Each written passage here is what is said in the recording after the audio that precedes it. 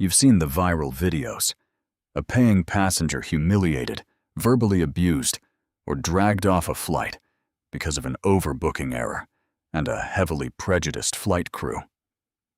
But what happens when the woman being threatened with airport security doesn't just hold a legitimate first-class ticket, but actually owns the very planes, the boarding gates, and the paychecks of the people trying to kick her out? This is the story of a routine flight from New York to London that turned into a masterclass in ultimate, devastating revenge. Elena Langford did not look like a woman who could buy and sell a commercial airline before her morning coffee. In her 40s, she possessed a quiet, understated elegance that often rendered her invisible in rooms where loud wealth demanded attention. She wore a simple navy cashmere sweater, impeccably tailored, but entirely unbranded charcoal trousers, and a pair of comfortable Italian leather loafers. Her natural hair was pulled back into a neat, professional style. The only item she carried was a battered vintage leather tote bag that had been with her since her days as a junior analyst on Wall Street. It was a crisp morning, and the sprawling concourse of John F. Kennedy International Airport's Terminal 4 was a hive of chaotic energy. Elena bypassed the snaking lines of stressed travelers and headed straight for the frosted glass doors of the Meridian Airlines flagship lounge. Meridian Airlines was an aviation institution, a legacy carrier that had once been the crown jewel of transatlantic travel. However, over the past decade, poor management, bloated executive salaries, and a terrifyingly steep drop in customer service had driven the company to the brink of bankruptcy. That was precisely why Elena was here. Recently, behind heavily closed doors in a glass-walled boardroom in Manhattan, Elena's private equity firm, Vanguard Global Partners, had quietly finalized the acquisition of a controlling stake in Meridian Airlines. Elena was now, for all intents and purposes, the supreme architect of the airline's future. The public announcement, complete with press releases, and ringing the bell at the stock exchange, was scheduled for soon in London. Until then, Elena had decided to do what she always did before gutting and restructuring a failing company, a blind field test. She was flying on Meridian's flagship route, entirely incognito. No VIP escorts, no notification to the flight crew. She wanted to experience the rot from the inside. She approached the polished marble desk of the first-class lounge. The agent behind the desk, a young woman whose name tag read Jessica, barely looked up from her monitor. "Boarding pass," Jessica said, her tone flat and devoid of any hospitality. Elena smoothly slid her digital boarding pass across the scanner. The machine let out a high-pitched beep, and the screen flashed a brilliant solid gold color, the internal indicator for the highest, most secretive level of VIP status, usually reserved for heads of state, A-list celebrities, and ultra-high net worth individuals. Jessica's eyes widened slightly as she finally looked up, taking in Elena's unassuming appearance. A flicker of cognitive dissonance crossed the young agent's face. She looked back at the screen, then back at Elena, her customer service smile entirely forced. Ms. Langford," Jessica stammered, clearly surprised that the black woman standing before her, without a single designer logo or a trailing entourage, commanded such a profile. "Enjoy the lounge. Boarding will commence at gate B22 soon." "Thank you, Jessica," Elena said, her voice a calm, rich alto. She noted the microaggression, the visible shock, the hesitation, and filed it away in her mental ledger. The lounge was expansive, boasting panoramic views of the tarmac, but the luxury was visibly fading. The upholstery on the armchairs was worn at the edges. The buffet looked uninspired, and the staff seemed to be actively avoiding eye contact with the passengers.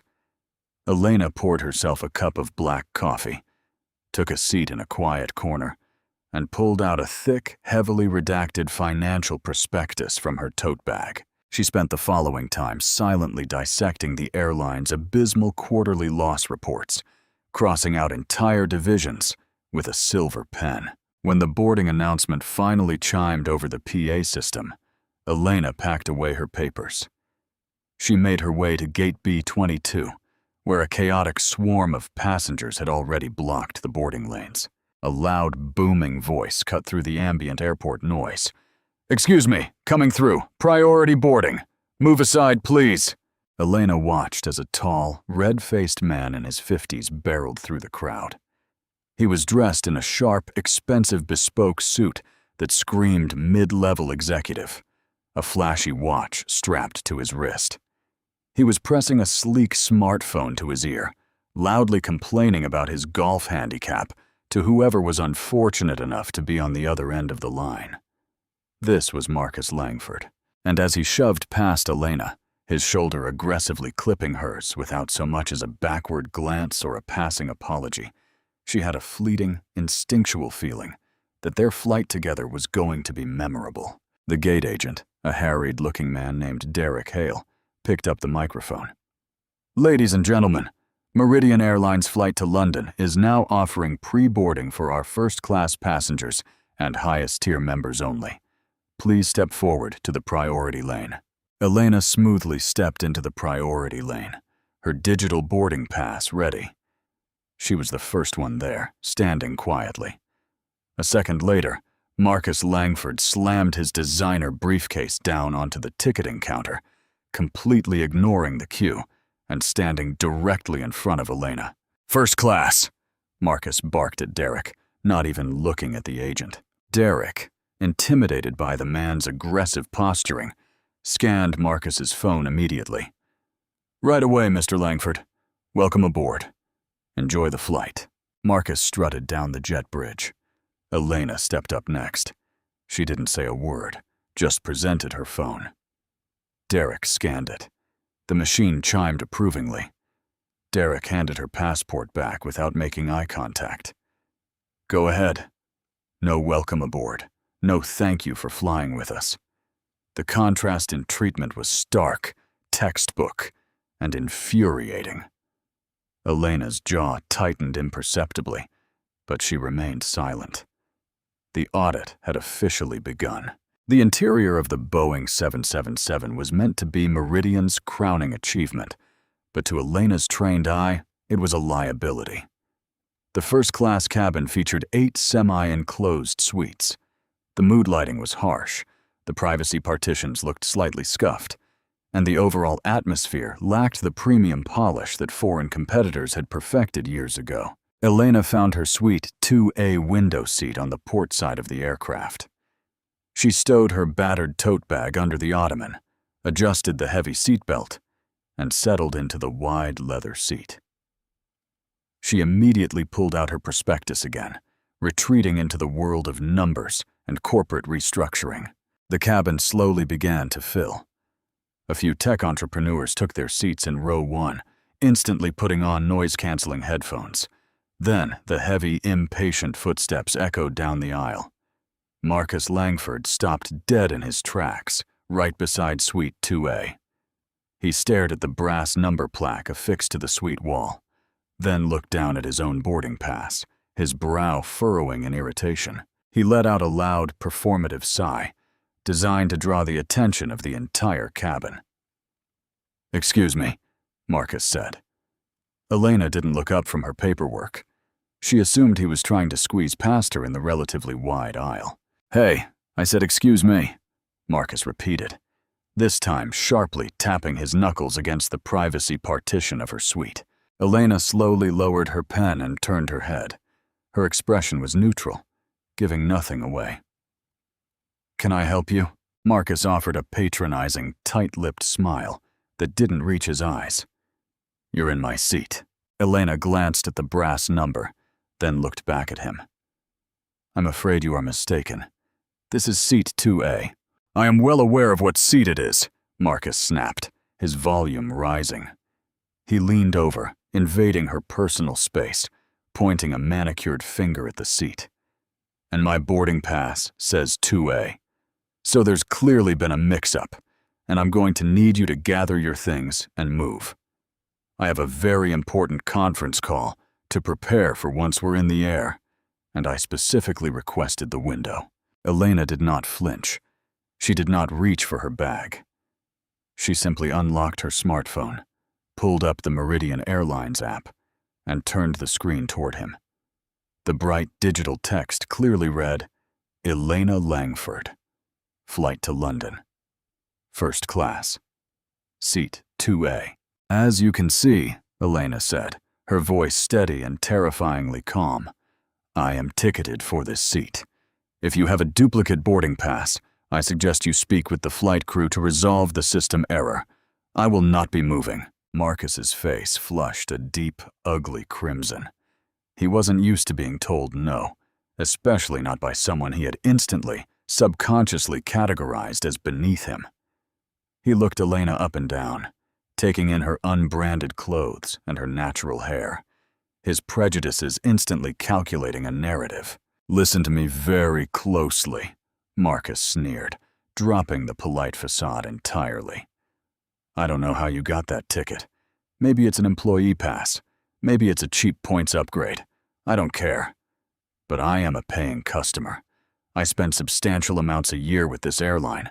I am not sitting in the middle aisle because of some computer glitch." Before Elena could respond to the sheer audacity of his statement, Marcus turned around and snapped his fingers in the air. "Flight attendant, over here right now!" From the front galley, the lead flight attendant emerged. Her name tag identified her as Lena Hart. She was a veteran of the skies with tightly sprayed blonde hair and a rigid posture that suggested she enjoyed the authority of her uniform entirely too much. Lena hurried over, a look of deep concern plastered on her face as she approached Marcus. "Is there a problem, sir?" Lena asked, her voice dripping with subservience. "Yes, there is a massive problem, Lena," Marcus said, reading her name tag. He pointed a thumb at Elena as if she were a piece of misplaced luggage. "This woman is sitting in my seat. I am ticketed for 2A. I want her moved immediately." Lena turned her attention to Elena. The subservient smile vanished, replaced by a tight, practiced look of authoritative impatience. It was a look Elena had seen 1,000 times in corporate boardrooms before she bought them out.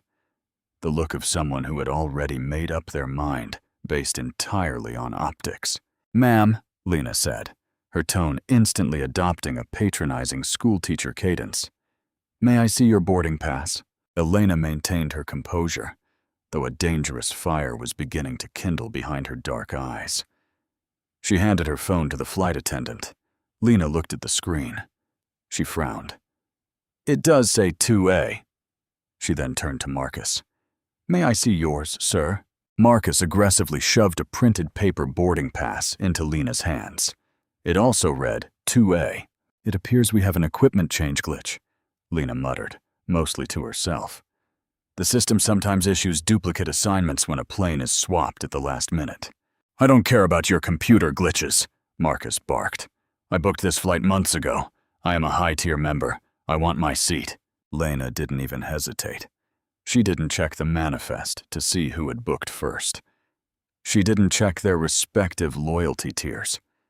She took one look at Marcus's expensive suit and his aggressive sense of entitlement, then looked at Elena's simple sweater and made a devastatingly poor career choice. Lena turned back to Elena, clasping her hands in front of her. "Ma'am, I am so sorry for the confusion, but Mr. Langford is a highly valued high-tier member. I'm going to have to ask you to collect your belongings and vacate the suite." Elena stared at the flight attendant. The sheer blatant audacity of the request hung in the pressurized cabin air. "You are asking me to vacate a seat that I am legally ticketed for?" Elena asked, her voice dropping an octave, carrying a chilling authority that made the tech entrepreneurs in row 1 pull off their headphones to watch. "We have a duplicate seating error," Lena repeated, her tone hardening. She was clearly annoyed that Elena wasn't immediately complying. "First class is entirely full. However, I can offer you a complimentary downgrade to premium economy. We have a lovely aisle seat available in row 12, and I'll personally ensure you get a voucher for your next flight. A downgrade to premium economy? For the woman who had just wired billions to save this very airline from going into administration. I decline your offer, Elena said simply. She picked up her silver pen and returned to her prospectus. I am seated in 2A. You have a seating error. I suggest you find Mr. Langford an alternative arrangement, or compensate him accordingly. The refusal hit Lena like a physical blow. Flight attendants on legacy carriers were used to weary compliance. They were the absolute authority in the sky, and Lena was not accustomed to her authority being challenged so flatly, especially not by someone she had deemed a non-entity. Marcus let out a harsh, mocking laugh. Are you kidding me? Are you seriously going to let her sit there? He demanded of Lena. I'm personal friends with the VP of Sales, Marcus. Wait, no, I don't need to name drop. You know who I am. Get her out of my seat. Lena's face tightened into a mask of pure bureaucratic fury. She leaned down closer to Elena, abandoning any pretense of customer service. Ms. Langford, Lena said, her voice a low hiss, weaponizing Elena's name from the boarding pass. This is not a negotiation. You are causing a disturbance. Federal aviation regulations require you to follow crew instructions. If you do not gather your bags and move to premium economy right now, I will be forced to call the gate agent and have you removed from this aircraft. Elena slowly closed her financial prospectus. She set it gently on the small cocktail table. The silence in the first-class cabin was absolute. Every single passenger was watching the standoff. Some looked deeply uncomfortable. Others cowardly stared intently at their screens, pretending not to notice the blatant discrimination unfolding feet away from them. Lena, Elena said, reading the woman's name tag. She spoke clearly, ensuring her voice carried just enough for the surrounding passengers to hear. I want you to take a deep breath, walk to the front galley, and check the main flight manifest on your tablet. Not the boarding app, the master manifest. Look at the passenger data for seat 2A. And then I want you to think very carefully about your next steps. It was a lifeline, a final generous opportunity for Lena to realize the catastrophic mistake she was making. If Lena checked the master manifest, she would see the solid gold highest tier tag. She would see the VIP corporate override code attached to Elena's ticket, a code only issued to suite executives and board members. But prejudice is a blinding fog. Lena didn't hear a warning. She only heard defiance. I don't need to check anything, Lena snapped, her face flushing with anger. You are refusing to comply with crew member instructions. You are delaying the departure of this aircraft. Lena spun around, stormed up the aisle to the aircraft door, and picked up the red intercom phone. Derek, I need you on board immediately. We have an uncooperative passenger refusing to relinquish a seat. A minute later, Derek, the harried gate agent, marched onto the plane. He looked stressed, clutching his walkie-talkie. Lena met him at the bulkhead, whispering frantically into his ear and gesturing sharply toward Elena. Derek nodded, putting on a stern face, and marched down the aisle alongside Lena.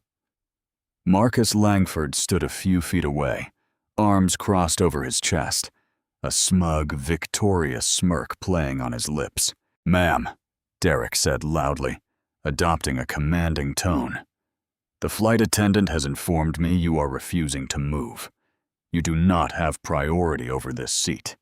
You need to take your belongings and move to row 12 right now, or I will have to call Port Authority police to forcibly escort you off the premises.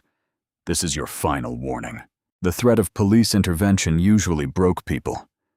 It was the ultimate weapon of airport staff, the threat of public humiliation, arrest, and being placed on a no-fly list.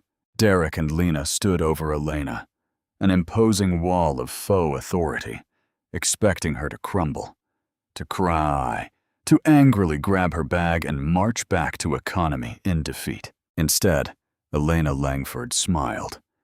It wasn't a happy smile. It was the cold, razor-sharp smile of a predator that had just watched its prey step willingly into a steel trap. "Port Authority," Elena repeated softly. "You want to call the police to drag me off my own flight?" "It's not your flight, sweetheart," Marcus interjected, rolling his eyes. "Just get up. You're holding up the people who actually pay the bills around here." Elena ignored him entirely.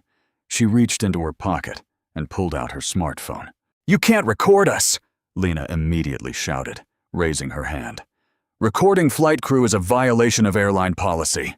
"I have absolutely no interest in recording you, Lena," Elena said, her tone suddenly shifting from quiet compliance to absolute, chilling command. "I am making a phone call, because if we are going to delay this flight, we might as well do it properly." Elena bypassed her contacts app and opened a secure, Chicho's encrypted dialer. She tapped a single speed dial number. The phone didn't ring. It connected instantly to an executive priority line. She put the phone on speaker, resting it on the armrest, so Lena, Derek, and Marcus could hear perfectly. A crisp, highly professional British voice answered immediately. "Executive Operations. This is Elliot. Go ahead." "Elliot," Elena said smoothly. "It's Elena Langford." "Ms. Langford." The voice immediately shifted, dropping the standard greeting for a tone of urgent, absolute deference. "Good morning, ma'am. We weren't expecting you to check in until you landed in London. Is everything all right with your flight?" Derek frowned. Lena blinked, a tiny sliver of uncertainty finally piercing through her anger. The man on the phone sounded important.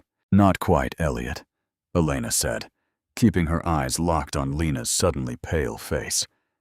"I am currently sitting in seat 2A on the flight out of JFK. I have a gate agent named Derek and a lead flight attendant named Lena standing over me. They have informed me that due to a duplicate boarding pass glitch, they are downgrading me to economy to accommodate a Mr. Marcus Langford." "They are doing what?"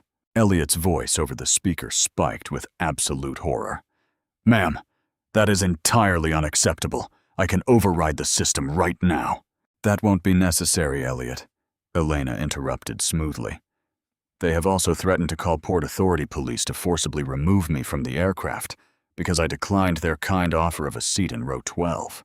Dead silence echoed from the phone, the kind of silence that precedes an explosion. "Ms. Langford," Elliot's voice was now trembling with sheer panic. "Please tell me they haven't touched you." "Not yet," Elena replied coolly. "I need you to do two things for me." "For me, Elliot. First, I need you to contact the captain of this aircraft. Tell him to keep the boarding doors open. This flight is going to be delayed." "Yes, ma'am, immediately." "Second," Elena continued, her eyes shifting to Marcus, whose smug smirk was rapidly dissolving into profound confusion. "I need you to wake up Victor Lang, the CEO of Meridian Airlines. I don't care if he's sleeping. Get him on the line and tell him to call my mobile right this second. Tell him the majority shareholder of Vanguard Global Partners is currently being threatened with arrest on one of his airplanes." The color drained from Derek's face so fast he looked as though he might pass out. Lena took a physical step backward, her hand flying to her mouth. "Right away, Ms. Langford," Elliot said, the frantic sound of a keyboard clacking loudly in the background. "Connecting you to the CEO's emergency line now. Please hold." The speakerphone clicked, emitting a soft hold music. Elena looked up at the three people frozen before her. The cabin was deathly quiet. Even the engine seemed to have hushed. "Now," Elena said, her voice slicing through the silence like a scalpel. "Let's wait for Victor, shall we? I'm sure he'd love to hear how you treat the woman who just bought his airline." The hold music, a tiny synthesized rendition of Vivaldi's Four Seasons, played softly from the speaker of Elena's phone. In the enclosed space of the first-class cabin, it sounded like a funeral dirge. Derek looked as though the cabin had suddenly depressurized. His walkie-talkie slipped from his trembling fingers, clattering loudly against the carpeted floor.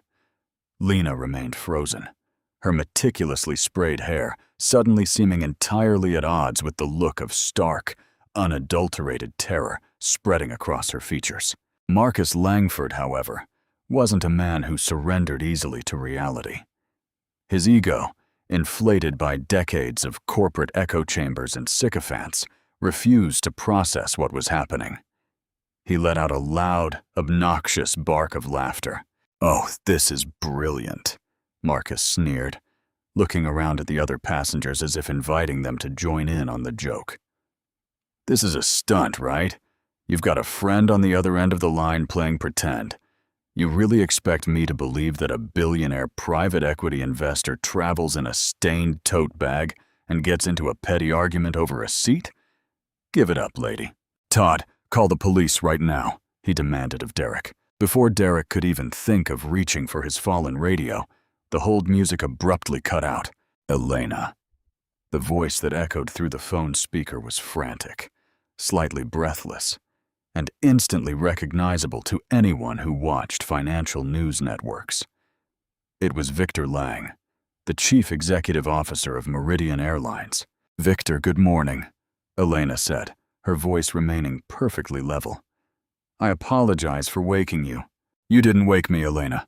I'm already in the office preparing for the announcement," Victor said, the panic in his voice palpable. "Elliot in operations just patched me through. He said there's a code red on the flight. He said staff are threatening to forcibly remove you from the aircraft." Lena let out a small, involuntary gasp. It wasn't a prank. The voice on the phone was undeniably Victor Lang. She had heard him speak at the annual employee gala just months prior. The blood drained entirely from her face, leaving her looking sickly and pale under the harsh cabin lights. "That is correct," Elena replied smoothly. "I am seated in 2A. A Mr. Marcus Langford holds a duplicate boarding pass. Rather than checking the master manifest to verify my highest tier status and corporate override, your lead flight attendant Lena and your gate agent Derek decided that based purely on appearances, I was the one who needed to be downgraded to row 12. "Good God," Victor breathed over the line. "When I politely declined the downgrade," Elena continued, her eyes locking onto Lena's terrified face, "Lena informed me that I was causing a disturbance and instructed Derek to summon Port Authority police to drag me off the plane. I thought you should be aware of how your flagship route operates before Vanguard Global Partners officially takes over your board of directors soon." Silence hung over the line, heavy and suffocating. When Victor spoke again, his voice trembled with a mixture of sheer embarrassment and blinding fury. "Elena, I cannot even begin to apologize," Victor stammered. This is an unmitigated disaster. It goes against every protocol we have. Please put me on speaker. Tell me they can hear this." "They are listening." Victor's voice hardened into a whip crack of absolute corporate authority. "You are speaking to Elena Langford. Her firm finalized the purchase of a controlling interest in this airline recently. She is not a passenger. She is your employer. She effectively owns the plane you are standing on. Do you understand me?" "Yes, Mr. Lang," Derek whispered, his voice cracking. He looked as though he might burst into tears. Lena couldn't speak. She just nodded mutely, staring at Elena's simple navy sweater and unbranded trousers, finally understanding the catastrophic magnitude of her prejudice. She had assumed wealth looked like Marcus Langford, loud, branded, and demanding. She had forgotten that true structural power rarely needs to announce itself until it is crossed. "This is insane," Marcus Langford suddenly snapped, leaning down toward the phone. His face was a mottled, angry red. "Lang, are you seriously groveling to her? I don't care who she is. I booked this seat months ago. I am a high-tier member. I spend substantial amounts with your airline, and I have a critical meeting in London. If you don't honor my ticket right now, my firm will pull every single corporate travel contract we have with Meridian." Elena didn't flinch. She slowly turned her gaze toward Marcus. "And what firm would that be, Mr. Langford?" Marcus puffed out his chest, attempting to reclaim his shattered authority. "Lexington Mutual. I'm the Senior Vice President of Global Acquisitions. So you can take your little buyout flex and shove it, because Lexington doesn't bow to private equity thugs." Elena raised a single eyebrow. A slow, chilling smile touched the corners of her lips. It was the expression of a chess grandmaster watching an opponent make a fatally stupid move. "Lexington Mutual," Elena repeated softly, rolling the name over her tongue. How incredibly serendipitous. "What are you talking about?" Marcus demanded, shifting uncomfortably under her piercing stare. "Victor," Elena said into the phone, "give me a moment, please." "Take all the time you need, Elena," the CEO replied hastily. Elena looked back at Marcus. "You are the Senior VP of Acquisitions at Lexington. That means you report directly to Jonathan Hale, the Chief Executive." Marcus blinked, surprised. "Yes, I do. And Jonathan will be hearing about this." "I'm sure he will," Elena said, her voice dropping to a conversational, almost friendly tone that was utterly terrifying. "Because Vanguard Global Partners orchestrated a massive capital injection for Lexington Mutual during the crash of 2020. In exchange, my firm holds 3 seats on your board of directors. In fact, I am the chair of the Executive Compensation Committee, the committee that approves or denies your annual 7-figure performance bonuses." The smugness evaporated from Marcus Langford's face instantly. It was as if someone had pulled a plug and drained the arrogance right out of him. His jaw went slack. The flashy watch suddenly looked very heavy on his wrist. You're lying," Marcus whispered, though the complete lack of conviction in his voice betrayed his sudden, crushing realization. "Call Jonathan," Elena offered generously, gesturing toward the phone in his hand. "Wake him up. Tell him you are currently screaming at the chair of the compensation committee on a commercial flight over a window seat. Let's see how that impacts your upcoming performance review." Marcus stared at her, horrified. He looked at the phone in his hand, then back at Elena. The aggressive, bullying executive from 5 minutes ago had vanished, replaced by a man who suddenly realized he was standing on the edge of a professional cliff, and the woman he had just insulted was holding the rope. I, Marcus stammered, taking a clumsy step backward, bumping into the opposite suite. There must be a misunderstanding." "There is no misunderstanding, Marcus," Elena said coldly. "You showed exactly who you are, and Lena and Derek showed me exactly what kind of culture has rotted this airline from the inside out. Now, we are going to fix it." At that exact moment, the heavy reinforced door of the cockpit swung open. Captain Harlan Brooks, a 30-year veteran of the skies, stepped out into the galley. He was flanked by his first officer. Both men looked incredibly tense.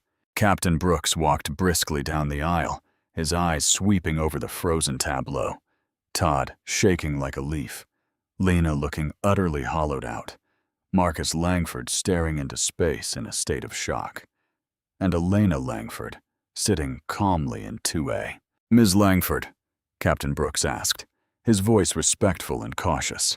"Yes, Captain," Elena replied. The captain gave a stiff, formal nod. "Flight operations just contacted me on the primary frequency. They gave me the verification codes. I've been informed of the situation. The aircraft is yours, ma'am. How do you wish to proceed?" The first-class cabin was entirely silent. The tech entrepreneurs in row 1 had long since abandoned any pretense of working. They were watching the scene unfold with wide-eyed fascination. Elena picked up her phone from the armrest. "Victor, are you still there?" "I'm here, Elena," the CEO responded immediately. "Good. Take notes," Elena commanded. "First, Lena and Derek are suspended, effective immediately, pending a formal termination hearing. They have demonstrated catastrophic judgment, implicit bias, and a total disregard for passenger dignity. They are not to work another flight under the Meridian banner. Lena let out a choked sob, burying her face in her hands. Derek simply closed his eyes, accepting his fate. They had gambled their careers on a stereotype, and they had lost everything. Done, Victor said, without a single second of hesitation. Human resources will be waiting for them at the terminal. Second, Elena continued, her gaze turning to Marcus Langford, who was now sweating profusely through his bespoke suit. Revoke Mr. Langford's high-tier status. Empty his mileage account. Ban him from all future Meridian Airlines flights, as well as any of our partner network carriers. Wait, you can't do that, Marcus burst out, his panic overriding his shock. I fly internationally twice a week. You can't ban me. I just did, Elena said smoothly. And Victor, please have your legal team draft an incident report regarding Mr. Langford's abusive behavior toward crew and fellow passengers. I want it forwarded directly to Jonathan Hale at Lexington Mutual soon. I will personally follow up with Jonathan this afternoon. Marcus let out a strangled noise, realizing that his career, his bonuses, and his reputation were evaporating in real time. Ms. Langford, please, Marcus begged. I was out of line. I was stressed. Please, I apologize. Let me take the seat in premium economy. Elena looked at him, her expression completely devoid of sympathy. You do not dictate the terms of your surrender, Marcus. You tried to wield your perceived power to humiliate me. You found out the hard way that there is always someone higher up the food chain. She turned back to Captain Brooks. Captain, I do not feel comfortable flying with a passenger who has exhibited such aggressive and disruptive behavior. Will you please have Mr. Langford removed from my aircraft? Captain Brooks didn't blink. With pleasure, ma'am. The captain gestured down the jet bridge. As a matter of fact, Derek already called the Port Authority police before I came out of the cockpit. They are waiting at the top of the ramp. The irony was thick and suffocating. The very police force that Derek and Lena had threatened to use against Elena was now waiting to haul away the people who had initiated the conflict. Captain Brooks turned to the three stunned individuals standing in the aisle. Mr. Langford, Lena, Derek, I need you to gather your personal belongings and exit the aircraft immediately. Do not make me ask twice. Defeated, utterly broken, and stripped of all their false authority, the trio had no choice. Marcus Langford reached into the overhead bin, his hands trembling as he pulled down his designer briefcase. He didn't look at Elena. He didn't look at anyone. He practically ran up the aisle, his face burning with the ultimate humiliation of being escorted off a flight he felt he owned. Lena and Derek followed in silence, stripping off their airline-issued ID badges and handing them to the captain before disappearing up the jet bridge to face the waiting police officers and their impending terminations. Once they were gone, Captain Brooks turned back to Elena. Ms. Langford, on behalf of the flight deck, I sincerely apologize for the conduct of the ground and cabin crew. I have called up a reserve lead flight attendant from the lounge. She will be boarding soon, and we will push back from the gate immediately after. Thank you, Captain Brooks, Elena said warmly, her demeanor softening instantly. Have a safe flight. We'll speak in London. Yes, ma'am. The captain offered a final respectful nod and returned to the cockpit. Elena picked up her phone. Victor, we are settled here. Prepare the restructuring documents for the announcement. We have a lot of work to do. Understood, Elena. Have a pleasant flight, Victor said before disconnecting. The silence returned to the first-class cabin, but it was no longer heavy or oppressive. It was the calm after a magnificent storm. A young tech entrepreneur in seat 1B leaned over the partition, looking at Elena with an expression of pure, unadulterated awe. That was the most incredible thing I have ever seen in my entire life. Elena merely smiled, picked up her silver pen, and opened her financial prospectus once more. Just a bit of corporate housekeeping, Elena said quietly. Now, let's get to London. The remaining flight was an exercise in flawless, terrifyingly efficient hospitality. The reserve lead flight attendant, a sharp, observant woman named Claire, had clearly been briefed on exactly who was sitting in Suite 2A. There was no groveling. Elena despised sycophants.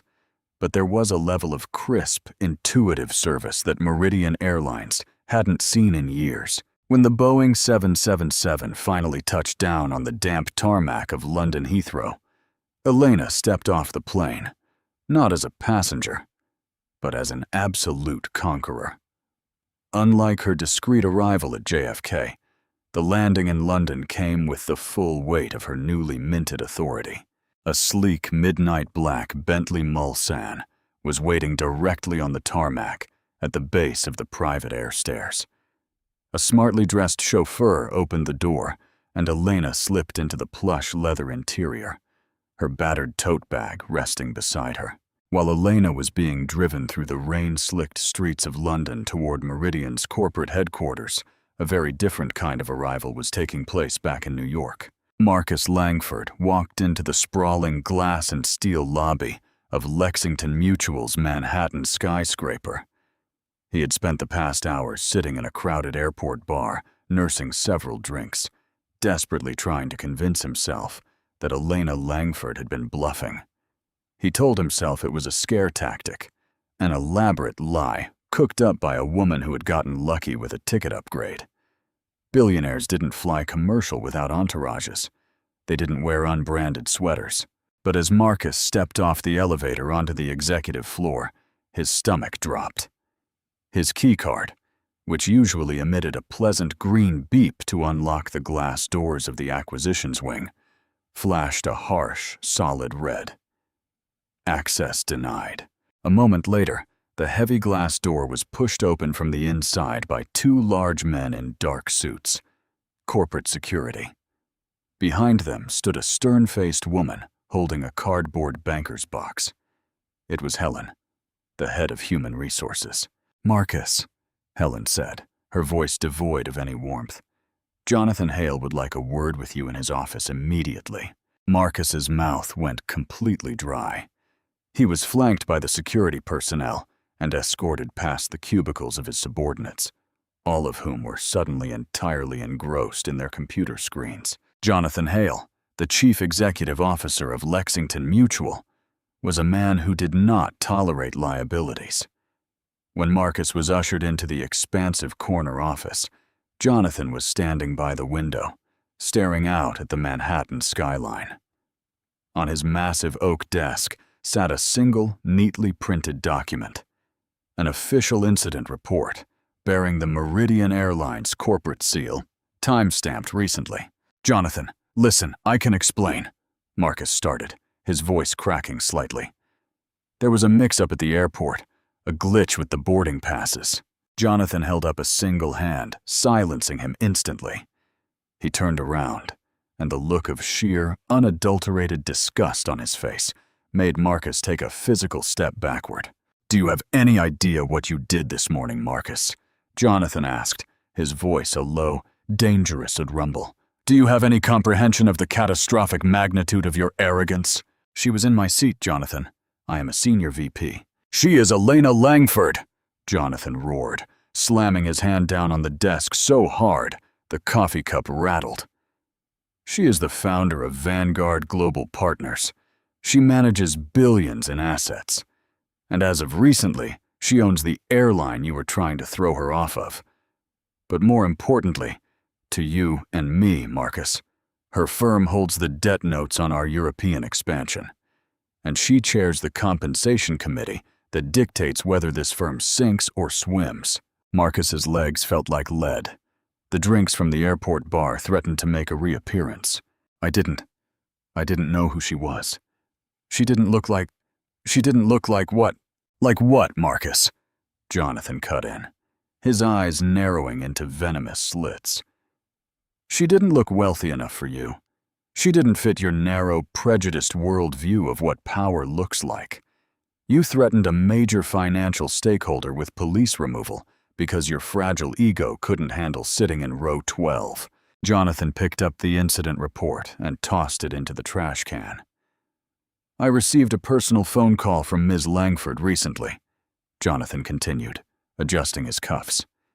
She informed me that Vanguard Global will be auditing our executive conduct policies, starting with you. But I told her that wouldn't be necessary because Lexington Mutual does not employ liabilities. Jonathan, please, Marcus begged, all his bluster completely evaporated. I have decades at this firm. You can't fire me over a seat dispute. You aren't being fired over a seat, Marcus. You're being fired because you are a foolish, undisciplined liability who let a temper tantrum jeopardize billions of dollars in corporate funding, Jonathan said coldly. Helen has your severance package. You are stripped of your title. Your stock options are frozen, pending review, and you will be escorted off the premises right now. Get out of my sight. As Marcus Langford was marched out of the building carrying a cardboard box of his belongings, his career entirely in ruins, Elena Langford was stepping into the executive boardroom in London. The room was packed. The entire suite of Meridian Airlines, including CEO Victor Lang, was seated around the massive mahogany table. The air was thick with nervous tension. They had all heard the rumors of what had happened on the flight. They knew a bloodbath was coming. Elena walked to the head of the table. She didn't sit down. She placed her vintage leather tote bag on the table, unclasped it, and pulled out the thick, heavily annotated financial prospectus. "Good afternoon, gentlemen," Elena said, her quiet voice commanding the absolute attention of every executive in the room. "I had the distinct pleasure of flying your flagship route today. It was an incredibly illuminating experience. It showed me exactly why this airline is currently bleeding tens of millions a quarter." She dropped the prospectus onto the table. The heavy thud made the VP of Customer Relations flinch. "You have a systemic cultural rot," Elena stated, her eyes locking onto the executives one by one. "You have empowered your staff to prioritize the loudest, most entitled voices while treating everyone else with disdain. You have allowed prejudice to masquerade as policy. Lena and Derek from JFK were not anomalies. They are the symptoms of the disease that you have allowed to fester under your leadership." Elena looked directly at the VP of Customer Relations. "Brian, clean out your desk. You're done." The executive went pale, but he didn't argue. He simply stood up and walked out. "I am not here to salvage a failing brand," Elena told the remaining executives. "I am here to rebuild it from the ground up. Effective immediately, every single employee, from gate agents to the suite, will undergo absolute restructuring. Entitlement is dead. We are returning to a standard of impeccable, blind hospitality. If you cannot meet that standard, you will follow Brian out the door. Are we clear?" A chorus of terrified, compliant, "Yes, Ms. Langford," echoed through the room. The audit was over. The reign of Vanguard had officially begun. The announcement morning arrived with a crisp, clear sky over London. The financial press had gathered in the grand atrium of the Meridian headquarters. Dozens of cameras flashed, and reporters murmured in anticipation. The rumors of a massive private equity takeover had been swirling all week, but no one knew who the buyer was. At exactly that morning, the heavy oak doors opened. CEO Victor Lang stepped out, looking significantly older than he had a week ago, followed by a woman who commanded the room the second she walked in. Elena Langford stepped up to the podium. She was no longer wearing the understated navy sweater. Today she wore a pristine, fiercely tailored stark white power suit. She looked like a billionaire. She looked like a boss. The cameras erupted. "Good morning," Elena said, her voice echoing through the atrium, steady and incredibly powerful. "I am Elena Langford, founder and managing partner of Vanguard Global Partners. I am pleased to announce that as of this morning, Vanguard has finalized the acquisition of a controlling stake in Meridian Airlines." The room buzzed as reporters frantically typed on their laptops. This was a massive shakeup, Vanguard was known for aggressive, highly successful corporate turnarounds. For the past decade, Elena continued, looking out over the crowd, this airline has forgotten its core mission. It forgot that it is in the business of human connection, of moving people safely and respectfully across the globe. It replaced hospitality with hierarchy and service with snobbery. She paused, a small, knowing smile touching her lips. Earlier this week, I experienced this firsthand. I flew incognito on one of our own planes. I watched as staff threatened a passenger with police removal simply because that passenger didn't fit their visual stereotype of what a premium customer should look like. That passenger happened to be me. A collective gasp echoed through the press corps. The journalists leaned in instantly, smelling a viral story. That era is over, Elena declared, her voice ringing with absolute finality. The staff involved in that incident have been terminated. The executive leadership that allowed that culture to breed is being replaced. Meridian Airlines is no longer in the business of deciding who is worthy of respect based on the brand of their suit or the color of their skin. Whether you are sitting in Suite 2A or Row 35, you will be treated with absolute dignity. If anyone in this company disagrees with that philosophy, they will find themselves unemployed. Soon after, the story was everywhere. The financial networks played clips of Elena's speech on a loop. Social media erupted. The tech entrepreneur from Seat 1B, who had discreetly recorded the audio of Elena utterly dismantling Marcus Langford, leaked the tape to a major news outlet. The internet went wild. Seat 2A trended worldwide. Marcus Langford's name was dragged through the mud, becoming the ultimate cautionary tale of corporate arrogance. His termination from Lexington Mutual was made public, cementing his ruin. Lena and Derek became cautionary tales in aviation training programs across the country. But the real story was Elena Langford. Meridian Airlines stock, which had been plummeting for months, suddenly skyrocketed. Investors didn't just see a cash injection. They saw a leader with a spine of steel, a woman who didn't tolerate fools and who understood exactly how to fix a broken system. Bookings surged significantly in a single weekend. People wanted to fly on the airline owned by the woman who put the bullies in their place. Later that evening, long after the press had gone and the markets had closed, Elena stood alone in the executive suite, overlooking the tarmac of Heathrow Airport. The rain had stopped, and the setting sun cast a golden glow over the massive jets bearing the Meridian logo. Her phone buzzed. It was Elliot from Executive Operations. "Ms. Langford," Elliot said smoothly, "your aircraft is fueled and ready for the return flight to New York. Suite 2A is waiting." Elena smiled, picking up her vintage leather tote bag. "Thank you, Elliot. I'm on my way." She had boarded her last flight as a ghost, an underestimated woman in an unbranded sweater.